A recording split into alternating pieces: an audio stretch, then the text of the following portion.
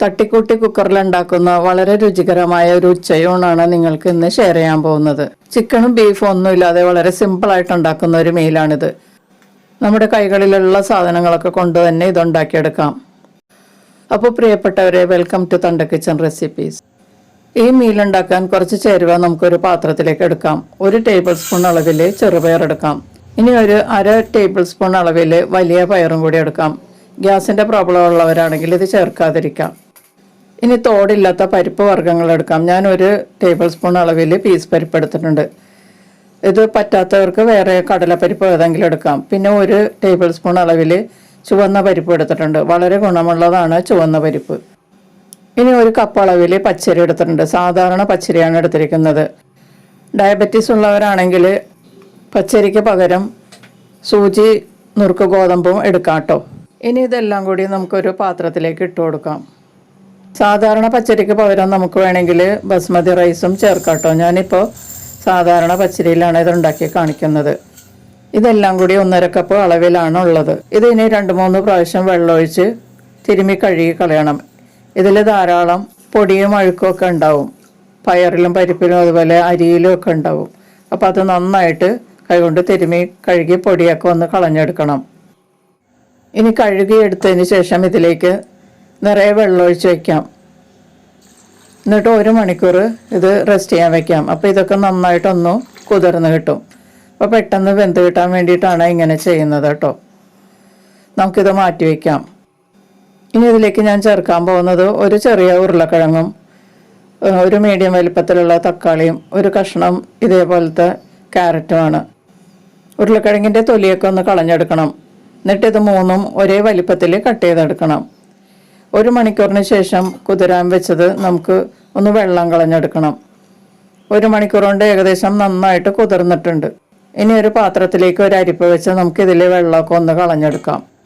ഇതോടൊപ്പം ഈ ചാനൽ ഇതുവരെ സബ്സ്ക്രൈബ് ചെയ്യാത്തവർ സബ്സ്ക്രൈബ് ചെയ്തൊന്ന് സപ്പോർട്ട് ചെയ്യുക. അതിനടുത്തുള്ള ബെല്ലൈക്കൺ എനേബിൾ ചെയ്ത് എൻ്റെ അടുത്തടുത്ത വീഡിയോസ് ഉറപ്പുവരുത്തുകയും ചെയ്യുക. ഇനി ഈ അരിപ്പയിൽ തന്നെ ഇതൊന്ന് നന്നായിട്ട് പരത്തി വെച്ച് കൊടുക്കാം. ഇതുപോലെ തന്നെ നമ്മളിനി അടുത്ത മസാല തയ്യാറാക്കുന്നത് വരെ വെക്കാം. അപ്പോൾ ഇതിലെ വെള്ളമൊക്കെ നന്നായി പോയി കിട്ടും. ഇനി ഒരു കുക്കർ ചൂടാക്കി അതിലേക്ക് 2 ടേബിൾ സ്പൂൺ എണ്ണ ചേർത്ത് കൊടുക്കാം. ഞാൻ വെളിച്ചെണ്ണയിലാണ് ചെയ്യുന്നത്. നിങ്ങൾക്ക് വേണമെങ്കിൽ ഗീയിലും ഉണ്ടാക്കാം. ഇതിലേക്ക് 1 ബേ ലീഫ് ചേർത്ത് ചൂടായി കഴിയുമ്പോൾ കുറച്ച് ഓൾ സ്പൈസസ് ചേർത്ത് കൊടുക്കാം. 1/2 ടീസ്പൂൺ വലിയ ജീരകം, 4 ഗ്രാമ്പ്, 3 ഏലക്ക, 2 കഷ്ണം പട്ട. ഇത്രയും സ്പൈസസ് ആണ് ഞാൻ എടുത്തിരിക്കുന്നത്. അത് ഇതിലേക്ക് ചേർത്ത് ചൂടായി കഴിയുമ്പോൾ 2 മീഡിയം വലുപ്പത്തിലുള്ള സവാള കുറച്ച് വലുപ്പത്തിൽ കട്ട് ചെയ്ത് ഇതിലേക്ക് ചേർക്കാം. തീരെ പൊടി പോലെ അരിയേണ്ട, കുറച്ച് വലുപ്പത്തിൽ കട്ട് ചെയ്യാം. എന്നിട്ടൊന്ന് വഴറ്റി കൊടുത്ത് ഒന്ന് വാടി വരുമ്പോഴേക്കും ഇതിലേക്ക് 1 ടീസ്പൂൺ ഇഞ്ചി വെളുത്തുള്ളി പേസ്റ്റ് ചേർത്ത് ഒന്ന് വഴറ്റി കൊടുത്ത് സവാളയുടെ നിറമൊക്കെ ഇതുപോലെ മാറി വരുന്ന സമയത്ത് തക്കാളി ചേർത്ത് കൊടുക്കാം. തക്കാളി ചേർത്ത് ഒന്ന് വഴറ്റി കൊടുക്കാം. ഇതിലേക്ക് 2 പച്ചമുളകും കൂടി ചേർത്ത് കൊടുക്കാം. അറ്റം പിളർന്ന് ചേർക്കുക. ഇനി തക്കാളി എല്ലാം നല്ലതുപോലെ സോഫ്റ്റ് ആകുന്നത് വരെ വഴറ്റി കൊടുക്കുക. ഇതുപോലെ തക്കാളിയൊക്കെ നല്ല സോഫ്റ്റ് ആയി കഴിയുമ്പോൾ ഇതിലേക്ക് മസാലപ്പൊടികൾ ചേർത്ത് കൊടുക്കാം. 1/4 ടീസ്പൂൺ മഞ്ഞൾപ്പൊടി, 1/4 ടീസ്പൂൺ മല്ലിപ്പൊടി, 1/2 ടീസ്പൂൺ കാശ്മീരി മുളക് പൊടി, 2 പിഞ്ച് കുരുമുളക് പൊടി, 1/2 ടീസ്പൂൺ ഗരം മസാലപ്പൊടി. ഇനി ചേർക്കാൻ പോകുന്നത് സ്പെഷ്യൽ ഐറ്റമാണ്.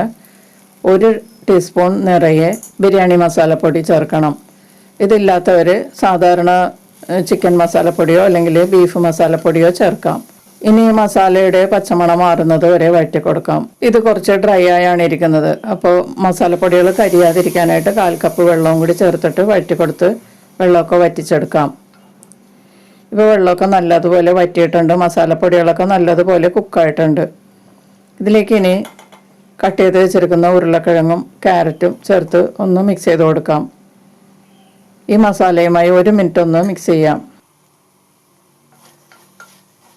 ഇപ്പോൾ ചേർത്ത കഷ്ണങ്ങളിലെല്ലാം മസാല നന്നായിട്ട് പിടിച്ചിട്ടുണ്ട്. ഇനി ഇതിലേക്ക് നമ്മൾ വെള്ളം കളഞ്ഞ് വെച്ചിരിക്കുന്ന കുതിർത്തിയ ഐറ്റംസ് ചേർത്ത് കൊടുക്കാം. അതായത് പച്ചരിയും പയറും പരിപ്പൊക്കെ നമ്മൾ കുതിർത്തി വെള്ളം കളഞ്ഞ് വെച്ചിരുന്നതാണ്. അത് ഇതിലേക്ക് ചേർത്ത് നല്ലതുപോലെ ഒന്ന് മിക്സ് ചെയ്ത് കൊടുക്കാം.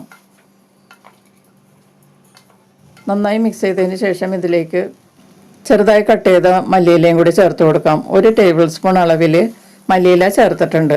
എന്നിട്ട് നല്ലതുപോലെ ഒന്ന് മിക്സ് ചെയ്ത് കൊടുക്കാം. ഇനി ഇതിലേക്ക് വെള്ളമാണ് ചേർക്കേണ്ടത്. നല്ല ചൂടുള്ള വെള്ളമാണ് ചേർക്കുന്നത്. 3.5 കപ്പ് വെള്ളം അളന്നെടുത്തിട്ട് നല്ലതുപോലെ ചൂടാക്കിയതാണ് ഞാനിപ്പോൾ ചേർത്തത്. അരിയും പയറും പരിപ്പും എല്ലാം കൂടി 1.5 കപ്പാണ് ഉണ്ടായത് കേട്ടോ. അപ്പോൾ 3 കപ്പ് വെള്ളമാണ് അതിന് വേണ്ടത്. പിന്നെ ഞാൻ കിഴങ്ങ് വേകാൻ വേണ്ടിയിട്ട് 1/2 കപ്പ് കൂടി കൂടുതൽ ചേർത്തിട്ടുണ്ട്. ഇതിലേക്ക് ആവശ്യമുള്ള ഉപ്പ് ചേർക്കുക. ഞാൻ 1 ടീസ്പൂൺ ഉപ്പ് ചേർത്തിട്ടുണ്ട് കേട്ടോ. നിങ്ങളുടെ ടേസ്റ്റിനനുസരിച്ചുള്ള ഉപ്പ് ചേർക്കുക. ഇനി 1.5 ടീസ്പൂൺ അളവിൽ ചെറുനാരങ്ങ നീരും കൂടി പിഴിഞ്ഞ് ചേർക്കാം.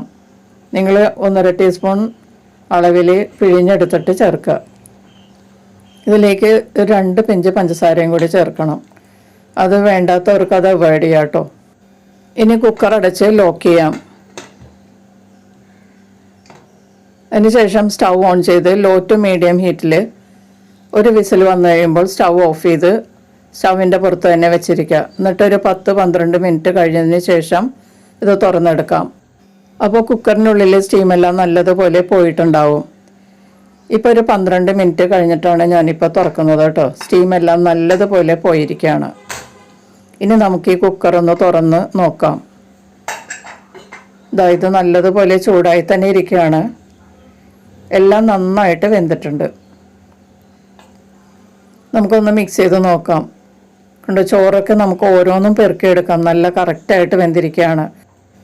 നല്ല ബിരിയാണിയുടെ മണമൊക്കെയാണ് വരുന്നത്. കൊതിപ്പിക്കുന്ന മണമാണ് കേട്ടോ. നമുക്കിത് ഇങ്ങനെ തന്നെ തിന്നാം. അല്ലെങ്കിൽ നമുക്കിതിലേക്ക് ലാസ്റ്റ് കുറച്ച് ഗീ കൂടി ചേർത്ത് കൊടുക്കാം. 1 ടേബിൾ സ്പൂൺ ഗീ കൂടി ചേർത്തിട്ട് നല്ലതുപോലെ ഒന്ന് മിക്സ് ചെയ്ത് കൊടുക്കാം. ഇപ്പോൾ ഇതെല്ലാം നന്നായിട്ട് മിക്സ് ചെയ്തിട്ടുണ്ട്. കുക്കറിൻ്റെ അടിയിലൊന്നും കരിഞ്ഞൊന്നും പിടിച്ചിട്ടില്ല. നമ്മൾ കറക്റ്റ് അളവിൽ വെള്ളമൊഴിച്ച് കറക്റ്റ് ഫ്ലെയിമിൽ വേവിച്ചെടുക്കുകയാണെങ്കിൽ ഇത് കരിയാതെ കിട്ടും. കുറച്ചുകൂടി വെന്തുടഞ്ഞ് പോകുന്ന രീതിയിൽ വേണമെങ്കിൽ നമ്മൾ 1/2 കപ്പ് വെള്ളം കൂടി ചേർത്ത് കൊടുക്കുക. അതായത് 4 കപ്പ് വെള്ളം ചേർക്കണം. ചൂടോടെ തന്നെ സെർവ് ചെയ്ത് കഴിക്കുക. ഇത് കഴിക്കാൻ നമുക്ക് പ്രത്യേകിച്ച് കറികളൊന്നും വേണ്ട. നമ്മുടെ കൈകളിലുള്ള സാധനങ്ങളൊക്കെ കൊണ്ട് തന്നെ നമുക്ക് ഇതുണ്ടാക്കിയെടുക്കാം. ചിക്കനും ബീഫും ഒന്നും വേണ്ട. നമുക്ക് ഈസി ആയിട്ട് വേഗത്തിൽ സിമ്പിളായിട്ടുള്ളൊരു ഉച്ചയൂണ് തയ്യാറാക്കണമെങ്കിൽ ഇങ്ങനെ ചെയ്താൽ മതി. പിന്നെ ഇതിലേക്ക് വേണ്ട വെജിറ്റബിൾസൊക്കെ നമുക്ക് ഇഷ്ടമുള്ളത് ചേർക്കാം കേട്ടോ. ഇതിലേക്ക് കോളിഫ്ലവർ, ക്യാപ്സിക്കം ഒക്കെ ചേർക്കാവുന്നതാണ്. ഇതിൻ്റെ കൂടെ കഴിക്കാൻ സവാളയും തക്കാളിയൊക്കെ അരിഞ്ഞ സാലഡോ അല്ലെങ്കിൽ പപ്പടോ അച്ചാറൊക്കെ കൂട്ടി കഴിക്കാവുന്നതാണ്. ഇതൊന്നും ഇല്ലെങ്കിലും നമുക്കിത് വെറുതെ കഴിക്കാം. അപ്പോൾ നമ്മുടെ കൈകളിലുള്ള സാധനങ്ങളൊക്കെ കൊണ്ട് തന്നെ വളരെ സിമ്പിളായിട്ട് ഉണ്ടാക്കാൻ പറ്റിയ ഈ മീൽ എല്ലാവരും ഒന്ന് ട്രൈ ചെയ്ത് നോക്കുക. എന്നിട്ട് നിങ്ങളുടെ അഭിപ്രായങ്ങളും നിർദ്ദേശങ്ങളൊക്കെ അറിയിക്കുക. ഇഷ്ടമായാലൊന്ന് ലൈക്ക് ചെയ്യുകയും ഷെയർ ചെയ്യുകയും ചെയ്യുക. നമുക്ക് മറ്റൊരു റെസിപ്പിയുമായി കാണാം. താങ്ക്